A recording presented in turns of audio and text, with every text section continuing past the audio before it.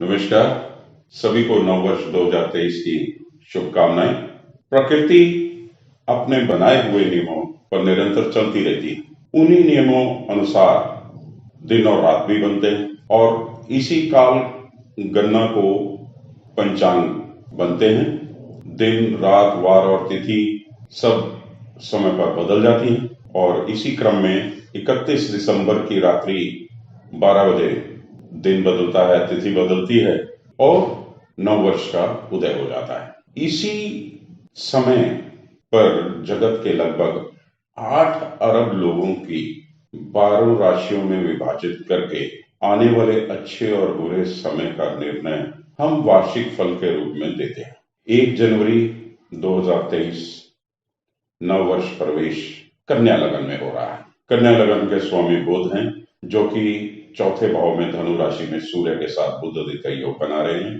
7वें भाव में स्वग्रही बृहस्पति हंस योग बना रहे हैं और चंद्र लाभेश होके 8वें भाव में राहु के साथ मेष राशि में युति कर रहे हैं। देखिए, ग्रह स्थिति इतनी अच्छी नहीं दिखाई दे रही है। आने वाली वैश्विक मंदी की तरफ इशारा कर रही है। बृहस्पति स्वग्रही संगठन की शक्ति को बता रहा है, प्रमाणित कर रहा है। आने वाले समय में विश्व का विभाजन European union, SAARC, G20, G7, quad जैसे अनेकों संगठनात्मक देशों के समूह को बढ़ता हुआ दिखाई दे रहा है। हथियारों की होड़, युद्ध, विध्वंस, कच्चे तेल की कीमतों में बढ़ोतरी, महंगाई, यही सब आने वाले समय के संकेत ग्रह चाल से दिखाई दे रहे हैं। 17 जनवरी को शनि अपनी ही मकर राशि छोड़कर अपनी मूल त्रिकोण राशि कुंभ में प्रवेश कर जाएंगे। 17 जून से 4 नवंबर तक शनि वक्री रहेंगे। कहते हैं कि पापी ग्रह और क्रूर ग्रह जब वक्री होते हैं तो वह और भी बलवान हो जाते हैं। राजनीतिक उठापटक, महंगाई, उपद्रव, आतंकी घटनाएं, हिंसा, विस्फोट, आंदोलन, जन आंदोलन, ऐसी घटनाओं में वृद्धि पाई जाती है। कुंभ में आने से शनि के मकर राशि, कुंभ राशि, मीन राशि शनि की 60 सती के प्रभाव में रहेगी। धनु राशि 60 सती के प्रभाव से मुक्त हो जाएगी। कर्क और वृश्चिक राशि पर शनि की ढैया चलेगी और तुला और मिथुन राशि ढैया से मुक्त हो जाएंगी। बृहस्पति महाराज पिछले साल 13 अप्रैल को अपनी स्व राशि मीन में प्रवेश किए थे और अब 22 अप्रैल को मेष राशि में जाएंगे, जहां वह 30 अक्टूबर तक राहु के साथ युति करेंगे और पूरा साल मेष राशि में ही रहेंगे। अब गुरु जब राहु से युति करेंगे तो गुरु चंडाल योग बनेगा। 4 सितंबर से 30 दिसंबर तक गुरु वक्री रहेंगे। कई राजनीतिज्ञों का कैरियर खत्म हो जाएगा। महंगाई तो बढ़ेगी ही, शिक्षा और नैतिक मूल्यों का पतन होगा, इसमें काफी गिरावट देखी जाएगी। गुरु और गुरु तुल्य लोगों का, बड़े बुजुर्गों का मान सम्मान में कमी आएगी, ऐसा ही गुरु की चाल से प्रतीत हो रहा है। 12 अप्रैल 2022 को राहु मेष राशि में आए थे और केतु तुला राशि में। 30 अक्टूबर 2023 को राहु मेष राशि छोड़कर वक्री चाल से चलते हुए मीन राशि में प्रवेश कर जाएंगे और केतु तुला राशि छोड़कर कन्या राशि में चले जाएंगे। इस साल 2 सूर्य ग्रहण और 1 चंद्र ग्रहण। सूर्य ग्रहण 20 अप्रैल 2023 को और 14 अक्टूबर 2023 को पड़ेगा। दोनों ही सूर्य ग्रहण भारत में दिखाई नहीं देंगे। एकमात्र चंद्र ग्रहण है जो कि 28 अक्टूबर को पड़ेगा। यह मेष राशि के अश्विनी नक्षत्र में घटित होगा और भारत में दिखाई देगा। ग्रहण काल में जप, तप और दान का महत्व बताया गया है, तो ये समय पूजा पाठ और ऐसी गतिविधियों के लिए अति उत्तम माना गया है। विक्रम संवत 2080 का प्रवेश चैत्र मास की अमावस्या यानी 21 मार्च को वृश्चिक लगन में हो रहा है। पिंगल नाम की संवत के राजा शनि हैं। पिंगल नाम की संवत के राजा बुध हैं और मंत्री शुक्र हैं। बुध 8वें और 11वें भाव के स्वामी होकर 5वें भाव मीन राशि में, जो कि बुध की नीच राशि है, वहां स्थित है। बुध वाणिज्य के कारक हैं, जो कि अपनी नीच राशि में होने के चलते वैश्विक मंदी की तरफ संकेत दे रहे हैं। 5वें भाव से बुध की 11वें भाव पर दृष्टि जरूर है, तो ये बता रहे हैं कि शेयर बाजार के धुरंधर और चतुर खिलाड़ी जो हैं, वो अपने चतुर्य से इन विपरीत परिस्थितियों का लाभ उठा सकते हैं और धन बना सकते हैं। शेयर बाजार में कमाने के मौके तो मिलेंगे ही, साथ में कुंभ के स्वयं राशि के शनि, वो भी वृश्चिक राशि से चौथे स्थित हैं, जहां से वह अपनी 10वीं दृष्टि से लगन पे दृष्टि दे रहे हैं और साथ ही तीसरी दृष्टि से छठे भाव में राहु और शुक्र को देख रहे हैं। अब शुक्र मंत्री हैं इस काउंसिल के, जो कि वर्ष प्रवेश में छठे भाव में राहु के साथ हैं। ये सब संकेत हैं इस्लामिक कट्टरवाद के और नारियों के अधिकारों के हनन के, और ये जन आंदोलन का रूप ले सकते हैं। आने वाले समय में वैश्विक मंदी के अलावा कहीं सूखा, कहीं अकाल, बाढ़, राजनीतिक अस्थिरता, महंगाई और गुप्त विधियां, हथियारों की रेस, ये सब चलता रहेगा। अब भारत की बात करते हैं। भारत में भी सरकार अपनी नई नीतियां और कानूनों को लागू करती हुई दिखाई दे रही है। बढ़ती हुई महंगाई और मुद्रा के अवमूल्यन से जूझते हुए नई योजनाओं का लाभ जनमानस तक पहुंचता हुआ नहीं दिखाई दे रहा है, और जिससे कि लोगों में सरकार के प्रति थोड़ी खिन्नता बढ़ेगी।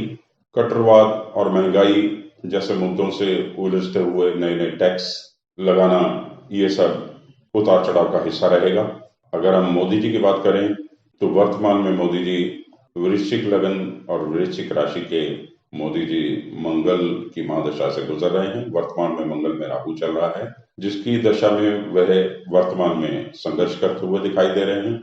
21 मई से मंगल में बृहस्पति का अंतर आ जाएगा, जो कि 27 अप्रैल 2024 तक रहेगा। ये दशा परिवर्तन मोदी जी की कीर्ति को आसमान की बुलंदियों पे ले जाएगा। चौथे भाव के बृहस्पति मोदी जी की यश कीर्ति में चार चांद लगा देंगे। वैश्विक लीडर के रूप में मोदी जी की पहचान बनती हुई दिखाई दे रही है, और जिसका फायदा उनकी राजनीतिक पार्टी बीजेपी को भरपूर मिलता हुआ दिखाई दे रहा है। बीजेपी हिमाचल और गुजरात को भुनाकर दक्षिण विजय की ओर आगे बढ़ेगी, तुष्टीकरण से तृप्तिकरण को अपनाएगी और कोशिश करेगी कि मुसलमानों को भी खुश करा जाए, और अपने राजनीतिक संगठन में मुसलमानों को भी विशेष पद दिए जाएंगे, जो कि थोड़ा बाकियों के लिए सुविधाकारक हो सकता है, क्योंकि विपक्ष का बिखराव ही बीजेपी का फायदा है और इसमें वो आगे बढ़ते हुए दिखाई दे रहे हैं। श्री राम मंदिर, फिर राजस्थान और छत्तीसगढ़ में भी चुनाव हैं, जिनमें बीजेपी को विजय प्राप्त होती दिखाई दे रही है, और कांग्रेस तो बीजेपी के साथ कहीं भी अब टक्कर में दिखाई नहीं दे रही है। उसकी बीजेपी के साथ तुलना करना अब तो लगता है कि बिल्कुल ही व्यर्थ है। पार्टी के नए नेता खड़गे जी, उनका कोई जन्मतिथि आंकड़ा हमारे पास अभी उपलब्ध नहीं है, तो हम पार्टी के संचालक और शोमैन राहुल गांधी जी की अगर कुंडली पे नजर मानते हैं, तो हम देखते हैं कि भी वो वृश्चिक राशि के हैं, जिसपे 17 जनवरी से शनि जब कुंभ राशि में प्रवेश करेंगे तो उस पर 60 शनि की चालू हो जाएगी, और उस स्थिति में राहुल गांधी भी संघर्ष करते हुए दिखाई दे रहे हैं, और जिसका उनकी पार्टी को कोई फायदा मिलता हुआ नहीं दिखाई दे रहा है। इसी कांग्रेस के इसी बिखराव का, इसी कमजोरी में इसका राजनीतिक लाभ उभरती हुई नई आम पार्टी को होता हुआ दिखाई दे रहा है। किंतु राजनीतिक नातुजर्बेकारी और उच्च अभिलाषा में आम पार्टी भी संघर्ष करती हुई दिखाई दे रही है। कांग्रेस के कमजोर होने का उन्हें जरूर लाभ होगा, कई जगहों पे उनके खाते भी खुलेंगे, राष्ट्र मंच पे कई प्रांतों में वो कुछ ना कुछ तो अच्छा परफॉर्म करेंगे ही, कुछ छिटपुट लाभ होता हुआ दिखाई जरूर दे रहा है। किंतु पार्टी के संचालक केजरीवाल जी की कुंडली पे अगर नजर मारें, जो कि मेष राशि के हैं, और मेष राशि पे राहु गुजर रहा है, और फिर बृहस्पति का राहु के साथ पहले द्विद्वादश योग है, फिर राशि पर से बृहस्पति जब गुजरेगा गुरु चंडाल योग, तो उसका भी कोई लाभ होता हुआ नहीं दिखाई दे रहा है। हाँ, कुंभ के शनि जरूर इनके संघर्ष में इनको कुछ आशा की उम्मीद बन के वो दिखाई दे रहे हैं, किंतु मेष राशि के लिए भी आज स्थान से बैठा हुआ शनि राशि पर दृष्टि देगा, पर संघर्ष जरूर कराएगा, पर आगे के रास्ते खोलता जाएगा। तो यही स्थितियां राजनीतिक परिवेश में दिखाई दे रही हैं। और ग्रहों का गोचर जहां एक तरफ अस्थिरता बता रहा है, तो वहीं दूसरी ओर कला के क्षेत्र से जुड़े हुए लोग, खासतौर पर कलाकार, एक्टर, नृत्य से जुड़े हुए, संगीत से जुड़े हुए, फैशन इंडस्ट्री से जुड़े हुए, लाभान्वित होते हुए दिखाई दे रहे हैं। इन क्षेत्रों से जुड़े हुए लोगों को काफी सफलता मिलेगी और इनके लिए आने वाला समय उत्तम है। कंप्यूटर विज्ञान में, अंतरिक्ष विज्ञान, टेलीकम्युनिकेशन और अन्य इंजीनियरिंग क्षेत्रों से जुड़े हुए लोगों के लिए भी समय बहुत उत्तम है। आविष्कार में भी कुछ ऐसी घटना होती हुई दिखाई दे रही है जो पूरी सृष्टि के लिए काफी लाभान्वित साबित होगी आने वाले समय में। और ऐसा कुंभ का शनि और बृहस्पति राहु की युति जहां कुछ विपरीत परिस्थितियां उत्पन्न कर रही है, तो कहीं आशा की किरण के रूप में कुछ अच्छा भी दिखाई रही है।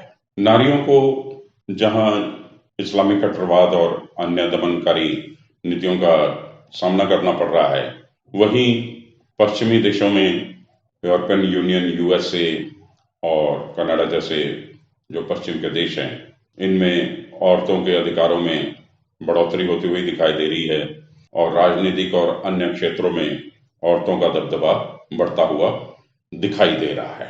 उम्मीद करते हैं कि आगे का जो समय है, आने वाला समय है, वह बाकी सब ग्रहों की, तेज गति के ग्रहों की चाल में देश दुनिया को अच्छे फल देगा और एक खूबसूरत दुनिया बनाने में मददगार साबित होगा।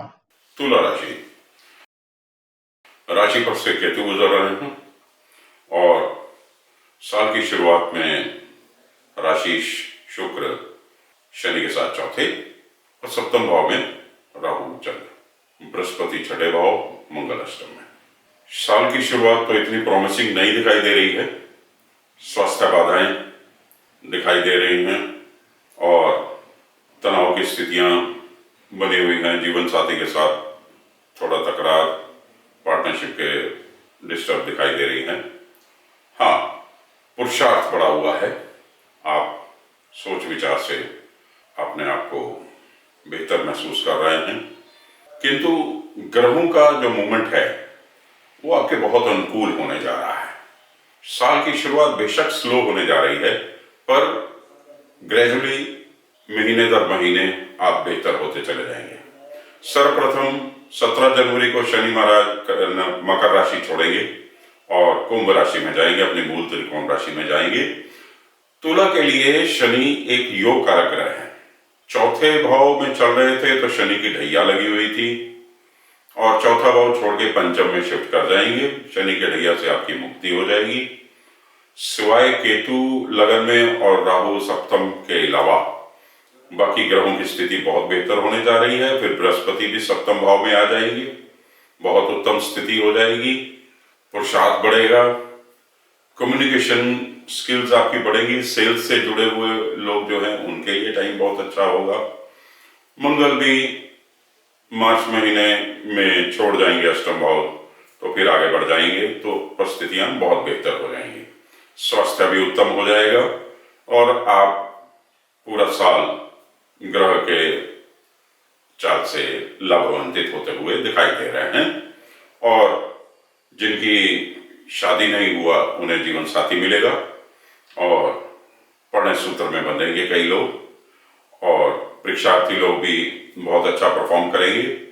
वकील, लॉ वगैरह के पेशे से जुड़े हुए लोग और इसके अलावा इंजीनियर स्टडी से जुड़े हुए स्टूडेंट्स, ये सब अच्छा परफॉर्म करते हुए दिखाई दे रहे हैं। बाल बच्चों से भी शुभ समाचार मिलेंगे और कन्या संतान से खास तौर पे अच्छी न्यूज मिलेगी और बच्चे यश का कारण बनेंगे, आपको खुशी महसूस होगी। और तुला राशि कुल मिला के बहुत अच्छा 2023 बिताते हुए दिखाई दे रही है। 2 महीने, जनवरी का महीना शुरू में और फिर उसके बाद मई का महीना, ये 2 महीने थोड़े स्लो जरूर हैं, आपकी तरक्की को, थोड़ा प्रोग्रेस को ब्रेक लगाते हुए दिखाई दे रहे हैं और आप में थोड़ा आलस्य भी बढ़ेगा इस दौरान और कुछ निराशावाद भी आप पे हावी होगा, किंतु इसके अलावा बाकी पूरा साल आपका बहुत अच्छा फल प्राप्त होता हुआ दिखाई दे रहा है। आपको शुक्रवार के दिन आप मां संतोषी का पूजा करें, जो व्रत कर सकते हैं संभव हो सके तो व्रत करें, गुड़ चने का प्रसाद बांटें, कन्याओं को खुश रखें, बाल कन्याएं जो कुंवारी कन्याएं हैं उन्हें कुछ ना कुछ गिफ्ट समय बर समय देते रहें ताकि वो प्रसन्न रहें और उनका गुड विशेष आपको कई बाधाओं पे हरण में काम करेगा, आप लाभान्वित होते हुए दिखाई दे रहे हैं।